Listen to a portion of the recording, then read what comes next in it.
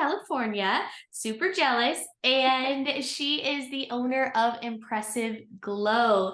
She's doing so many great things. She's built this six-figure business, and now she's helping others learn how to do the exact same thing. So Gina, give us the rundown. How did you get this business to where it is? Like, where did you start? Well, first, thank you for having me. I'm excited to be on your podcast. I think it's amazing that more women are talking about an industry like this, and we need more education. So thank you for that. But the teeth whitening business actually came to me as a second service in conjunction with spray tanning. So I started a spray tan business about 5 years ago. Initially, I had become a newly single mom and was really honestly just looking for some groceries in my fridge every week. I mean, yes, you may be jealous of California weather, but I promise you're not jealous of California pricing, and the stuff that we're paying for out here is insane. So I had to have some kind of side hustle. And so spray tanning kind of came at a time where I really needed it. And 2 years into that business, teeth whitening kind of, I want to say it found me. I do wish that I would have found it first. Only because the profit margin is a little bit better. But yeah, so we introduced teeth whitening into our studio, and it has just kind of exploded since. And I am still so thankful for it becoming a part of my life. That's amazing. Now, did you find that you said it kind of found you? So did you find that clients started kind of asking for it, or like how did it come about? Well, being a part, I mean, in the beauty industry, you become a part of so many different forums, spray tan forums and beauty business forums and all these different things. Now, originally spray tanning was something I was so interested in because it's not regulated by the state here. And so I didn't have to go back to beauty school. I didn't have to spend $20,000 of money that I didn't have to reinvest into a beauty education. And so teeth whitening kind of goes hand in hand with that because of, the limited amount of regulations. So it was just an added service that I saw other spray tan artists adding to their service menu. But with spray tanning, we kind of have these peaks and valleys of the season. And I wanted to find a service that could be offered to both men and women during those slower periods of time. And so spray tanning or teeth whitening was something that just kind of jumped out to me. And I thought, man, this is something that could really take off, because there really wasn't a whole lot of girls in this area or people offering teeth whitening when we first started. And so it really was just kind of a no-brainer when we found it.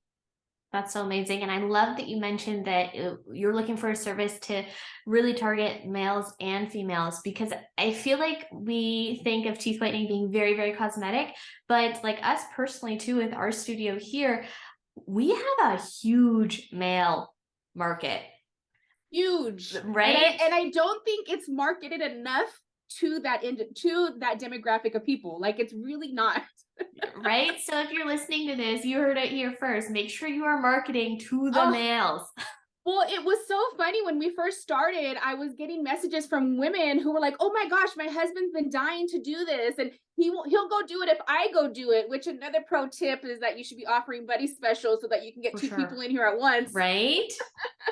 No, it's so true, so true. And I feel like you can totally get crafty and think of different areas that you could advertise that males do see it as well, right? Because absolutely. Barbershops are a huge success for us. So we have a lot of our information, and we team up with a lot of barbershops in our area. So cool. So when guys are trying to, they're limited on the amount of services that they can actually get. So when you can find something that really can be marketed to men, man, dial down on that big time, because they got the money and they have the need. So definitely be in that market. Oh, for sure. And I even find like our male clientele goes anywhere from a lawyer to a construction worker to, like, it's not a specific like niche market. It's absolutely wide open, which is so amazing. So amazing.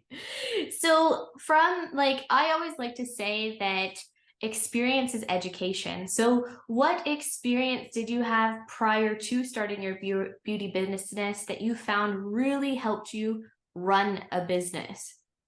Well, running a business and offering a service are two separate things.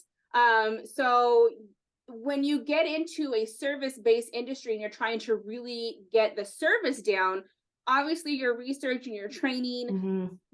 And I will preface that with saying a lot of common sense kind of comes with that as well. Don't kind of take, you got to take training with a grain of salt when you're looking for stuff on For Instagram and sure. YouTube and all those things. So you really have to do a lot of your own research, especially in the teeth whitening industry, because there's so much lack of education in our industry, So much. that you have to kind of like pull what you believe is right from this person, what I think this makes sense, what she's saying, you know, so you have to kind of build that together. But running a business is a completely separate gorilla that you're trying to like take care of, you know, because we could be an amazing service provider in any service that we offer, but running a business is a different kind of thing. It's hard. And it's hard, and it takes a lot of consistency. It takes a lot of effort. And I think owning a spray tan business for the couple of years that I did, I've always had like that entrepreneurial mindset to just want to work for myself so much. So I think just working hand in hand with the both things of just, you know, making sure you're researching whatever service you're going to be doing, especially teeth whitening. But then on the opposite side of that also is you have to do just as much of that when it comes to owning a business. Oh, for sure. For sure. Especially in these unregulated areas, right? Absolutely. It's so tricky. Now, I love that you mentioned that, this industry, you really have to do your research because man, do you ever. So I was on your YouTube channel, which by the way, you need to tell us, how did you get comfortable with vlogging? Did you take a course? Did you find that you just watch some TikToks or some YouTubes on how to mash up content? Like, I know this is huge, especially in our social media age that we're in. What's a great tip for these business owners for when it comes to building content out like that?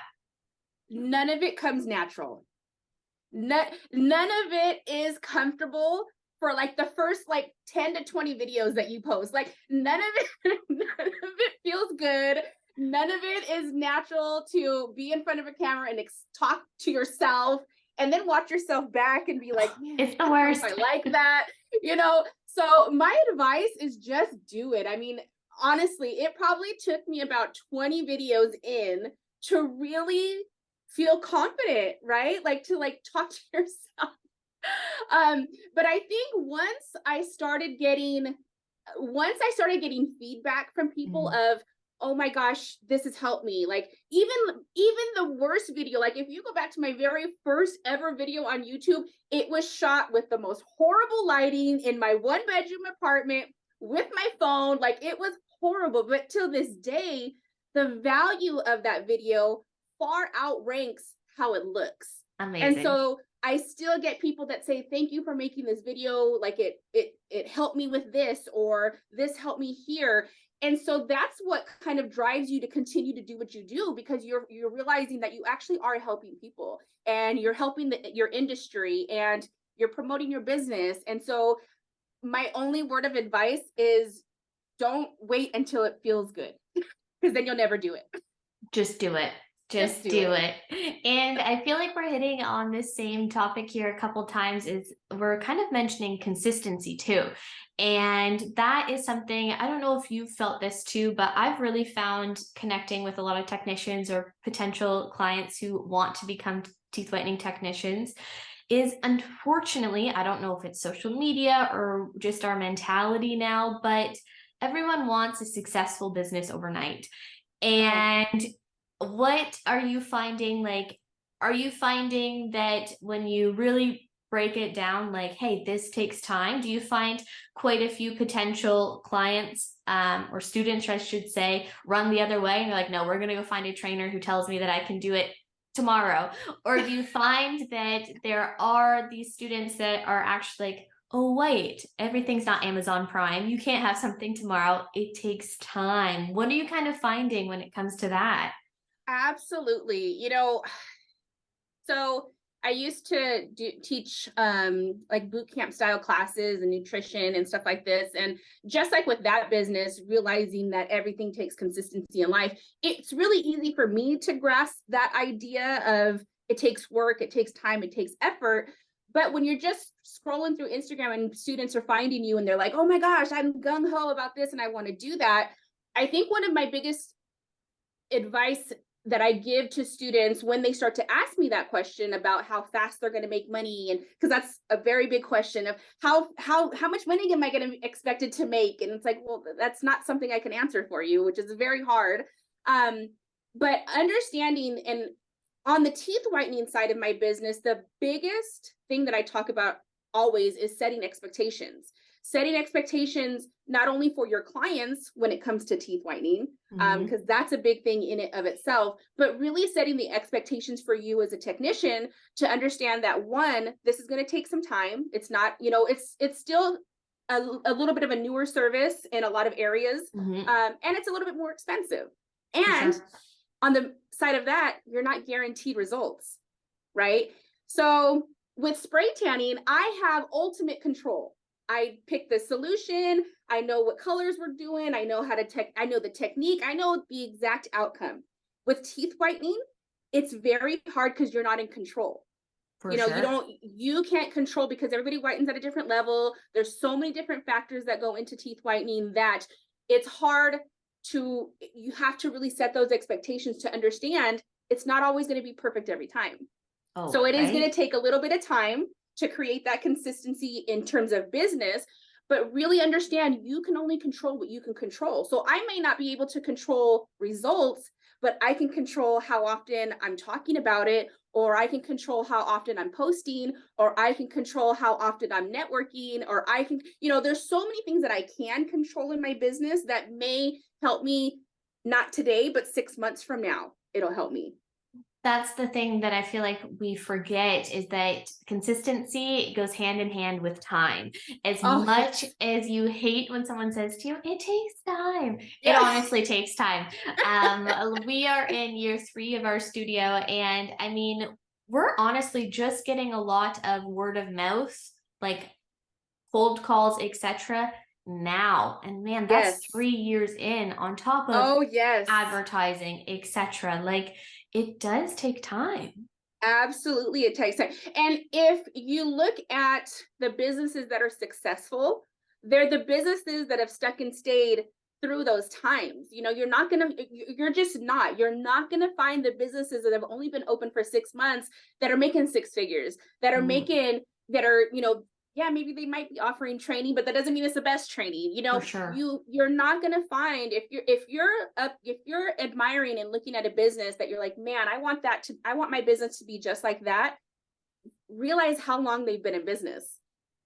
For sure. Realize right? what they've done, right, to be able to get to that point. And so you have to kind of align that with the goals that you're looking for. Now, I think we need to go back to a point, because it's so funny. I went on your YouTube channel, and what was the title of your recent video? It was called "Are Teeth Results Real?" And I literally LOL'd, because literally last night I was in our studio DMs, and I had a client DM us and say, hey, can you send me some before and after photos? I see that your page, you don't have any posted. I want to see what your gel results are. And I was like, oh man, here we go. So then I have to be the bad guy saying, you know what, we don't really post a lot of before and after photos because of, and then we list it out. And honestly, I think we lost the client, because this client is just so used to this day and age of social media, those results you see in a before and after photo. And I honestly have a feeling this client probably did go elsewhere, because I was like, I'm not going to show you our before and afters, because I mean, there's lots of reasons why it's not legitimate. Exactly. And I think we should definitely touch on what you chatted about in your video. We should link the video too, because it's such a great one. But the first one, of course, you chatted about how filters, I mean, Instagram has filters. I mean, it's the day and age, right? Like, let's be honest. Let's talk about it, because I see some of these before and after pictures and I'm like, there's no way. There's no way. I mean, even like looking at the surrounding images on the video, on the picture, and I'm like, there's no way. Like, right? And absolutely. the other one I love that you touched on is the truth behind HP. dehydration. This is not talked about. If you have taken a training and you're not aware of this in any form, then you need to do your research, because this is unfortunately what is drawing a lot of miscommunication in this industry, but also potentially causing harm to your client if you're not aware of the difference between HP and CP, and especially why you should not be jacking up your HP number. And I mean, there should be something really said about Europe and like Australia, etc. They are not allowed to go over like the lowest amount of HP. And there's reasons why. So, Absolutely. what would you say is your biggest piece of advice for someone who's just starting out or following along on social media and has been thinking, in before and after photos are legit, that's the result I want, and that they're just looking for that strongest gel? Man, what a conversation. That could be a whole nother. I think the biggest misunderstanding when it comes to gel and when it comes to HP is the higher percentage, the better results. To me, when I'm looking at products and I'm seeing the higher the percentage, the more riskier I'm seeing it become for our clients, right? Because what is one of the biggest questions that I get from clients when they want to come do a service is how much does it hurt? Right? Because we're used to doing crest whitening strips, or we're used to doing stuff at the dentist's office, who are legally allowed to do higher hydrogen peroxide treatments, right? Doesn't mean it's getting any better results, and it's causing definitely more pain, which is why there's such a stigma with teeth whitening, For because sure. they are using such high hydrogen peroxide products, and it is causing so much pain, dehydration, and more issues that you can just really harm your client. So my education behind that when I'm teaching students is just because it's higher in hydrogen peroxide doesn't mean it's better. The higher you're getting, the more risk you're going to apply to your clients. And so in my training, I definitely offer products for our students to continue to use, but in actuality, the course is based off of science and really understanding that I know maybe you may not forever use Impressive Glow products, but I want you to be educated when you go and you start looking for other products, right? Don't be worried about how high that hydrogen peroxide, that doesn't make it a better product. So I think behind that is really understanding the risks that you're taking when you try to go too high too fast. Oh, 100%. And you need to kind of walk this tiptoe between, okay, are you just trying to get your client a satisfied chairside result that's going to be good chairside, but that text 24 to 48 hours later isn't going to be worth it? Oh man, and that word of mouth, right? If you're in a small community, or if you're in a smaller area who maybe is the pioneer in your area of offering this service, you want to be known as a person that's not only getting your clients amazing results, but is also making sure that you're not putting them at risk. Because we have clients in here who are falling asleep during teeth whitening sessions. I mean, that's how sensitive it is. If I can get amazing results and you're falling asleep, then I think we're doing something right. So, what would you recommend instead of this stigma of technicians asking, say, wholesale companies, etc., can I see before and after photos, or what's your highest gel percentage? What do you think the question should be reformed as? Like, if you didn't have access to a gel, what would be the question you would be asking a company when it comes to learning about their product? Like, what would you be looking for? Oh man, there's so many things. I one myself, I don't offer any products that are going to be 100% hydrogen peroxide products. I need some CP in my product. I need some long lasting results in my products. But a lot of that just comes with, research and education. I'm wanting to make sure that my clients aren't getting any pain.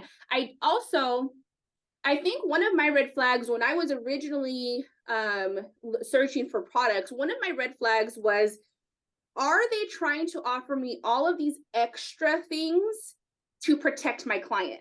Because if you need to sell me on the extras, then that to me tells me your gel isn't that good. like the pre-white, the post-white, the extra, Yeah, like yeah. all of these extra things, like if you're taking all of these extra precautions, to protect gum lines and to do all of these things, to me, that's a red flag of you saying, well, maybe that product isn't so great. If it can't just be used in its natural state with natural barriers, because we use vitamin E and aloe barriers on the gum line. So to me, the too many red flags is if you're trying to add a whole bunch of extras to protect my client. You're like, I just want just the gel. I Just want the gel. natural. Give it to me in the most natural state that's going to make my client have amazing results. But then, of course, give that sensitivity. They're not cause the sensitivity, not cause the dehydration. That's going to be, what's important to me. I don't want to see my clients dehydrated. I don't want to see any pain in their gums. Those are the types of things I'm making sure we're talking about. So good. So good. Now, when you've been in the industry for a while now, you are making some great moves. Now, what is one thing that you wish could really become more common knowledge in the industry? Would you say that it is really the difference between HPCP and results, or was there something else that you've really keep running into that you're like, oh, this keeps getting mentioned throughout this industry and it really needs to be modified? If I could get every teeth whitening technician to stop buying stuff off of Amazon, I could sleep better at night. I think, I think, oh man, it's so it's so night and day from the spray tan industry to the teeth whitening industry, where spray tanning, yeah, you might be able to buy a solution off of Amazon and get some amazing results, and you're probably going to use things off of Amazon that are great.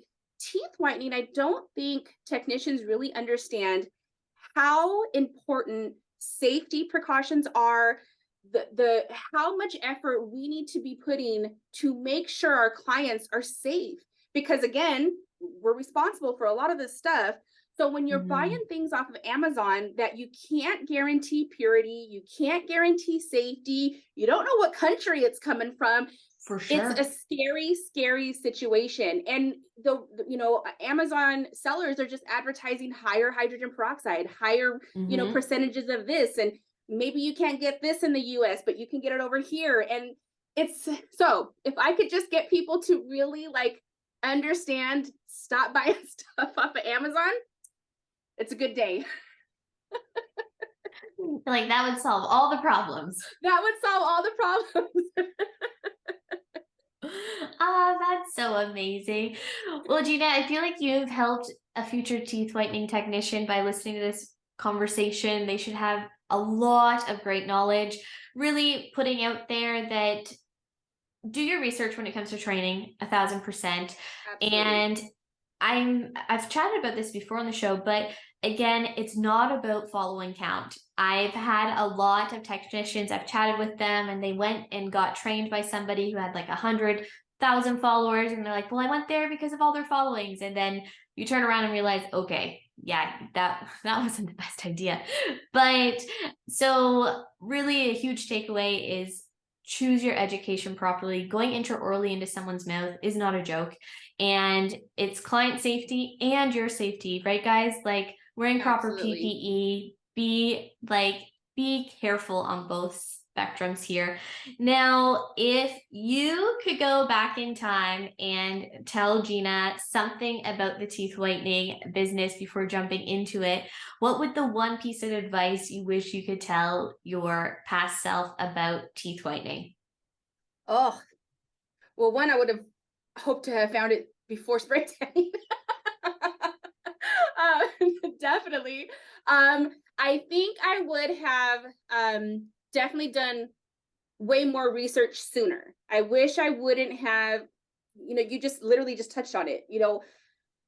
I did a basic training. I thought, it looked great.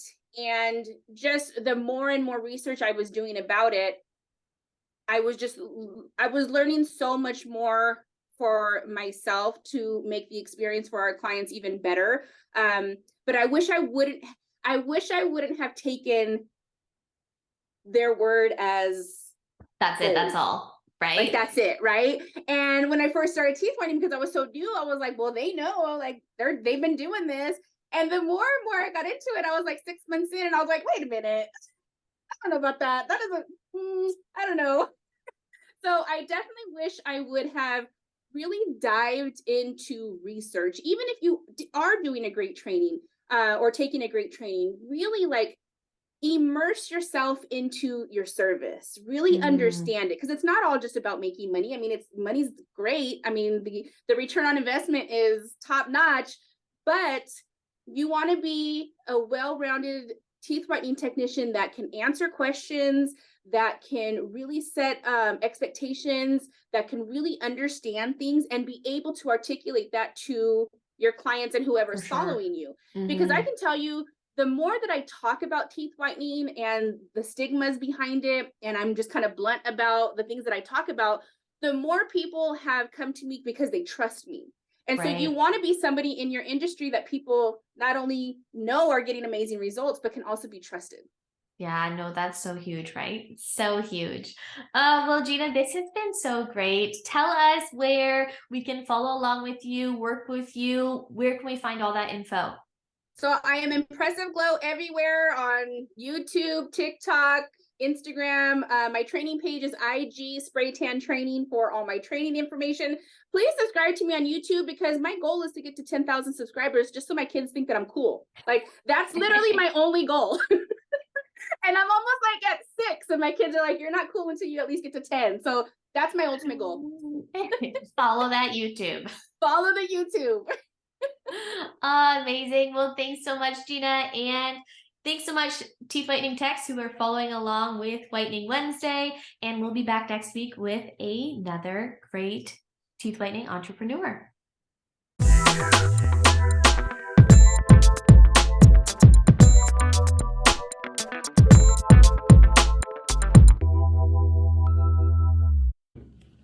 FAQs, let's dive into them. I feel like first things first, this needs to be my FAQ sweater because it's comfy. But second thing is I love the FAQs.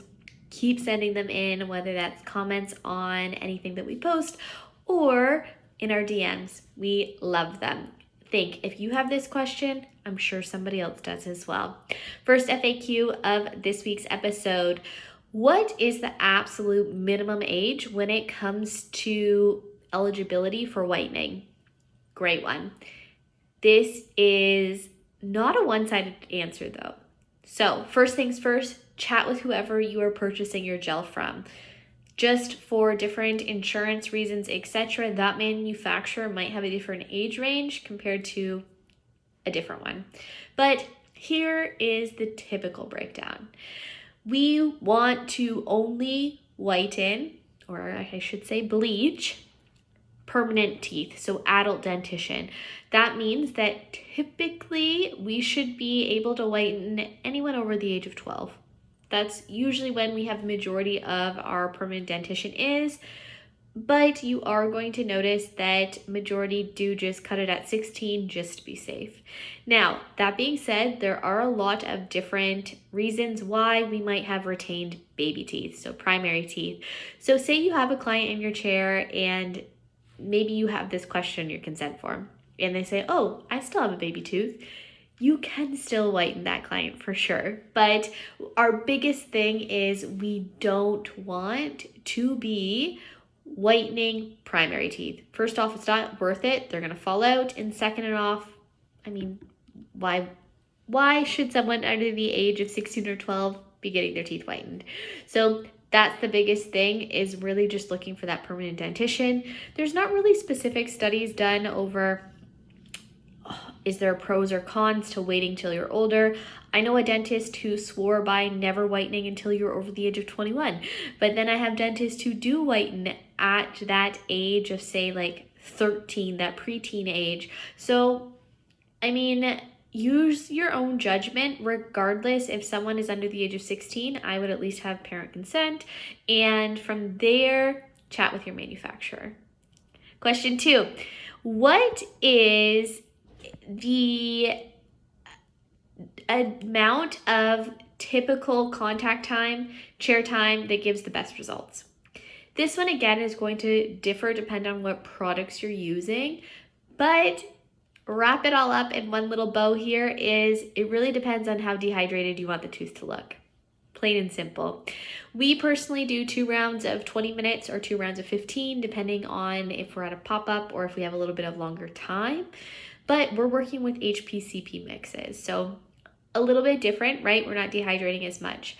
You could totally use the products that we work with for, say, 3-4 rounds of 15, but guess what? You're just gonna get that tooth more dehydrated, so it's gonna look whiter for sure. But again, listen to your manufacturer's instructions, and then from there, it's really going to depend on the client. But honestly, if we think of the scientific background of even if you're working with an HP, it still needs at least 3 hours to break down out of the chair as well. And then of course, CP is longer. Then I mean, does it really make sense to just continue to dehydrate and then get that instant gratification result chair side, but then in that 24 to 48 hour period have the fallback? We personally don't go over those 2 rounds, but play around with it, see what you're comfortable with, and also chat with your manufacturer. But typically minimum at least 2 rounds unless you're doing a boost. And boost sessions are tricky because I mean you're not having a ton of contact time, so boosts 100% are really meant for boost appointments, somebody who's already pretty bright. What is the number 1 tip for when you recommend a client to come back? And this is depending on where they're starting. This is the rundown we give our clients. Wait the full 24 hours, see how you absorb. If you're happy with your results, awesome. Let us know when you start to notice some feedback and we can do a boost or another full session, but that should be at the 3 to 6 month mark period, depending on your standing consumption habits.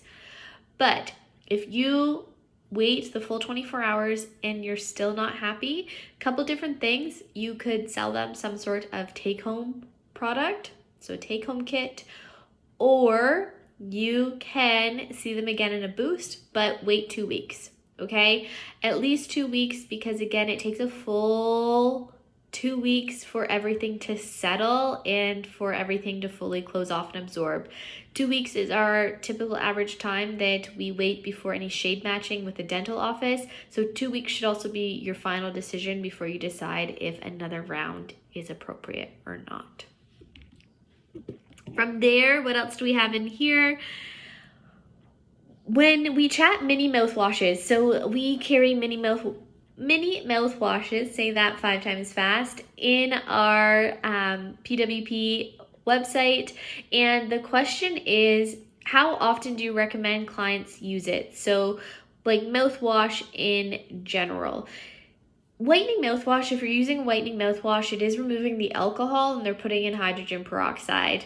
Do I think it's gonna whiten teeth shades and shades more? Absolutely not. But scientifically, if you're rinsing with a little bit of hydrogen peroxide once or twice a day, that should at least help keep stain away. So I would recommend that the client, first off, if you are seeing them chairside, you should have them rinse before, just to make everything nice and clean, and then after, just to kind of get the taste of all your products out of there.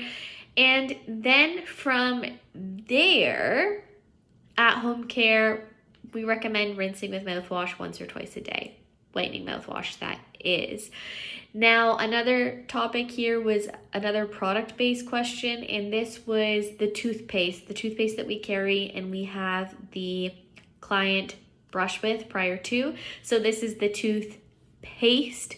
Emphasize on paste. Is a really gritty, thick toothpaste, and we do carry it retail to our clients, and we actually have tons of clients who brush with it with us chairside for a session and want to purchase it because they're like, wow, everything feels so clean. Now, it is abrasive, so absolutely do not recommend for everyday use, but once or twice a month to maybe once a week, totally safe. It is even though it's abrasive, it is still like soft enough that it's not going to damage the enamel in any way, but we would not want to use it every day, as that is going to cause some gum irritation. So that's what we recommend. So much for completing another Whitening Wednesday episode. Don't forget to check out our sponsor, Professional Whitening Products, for all of your teeth whitening technician needs.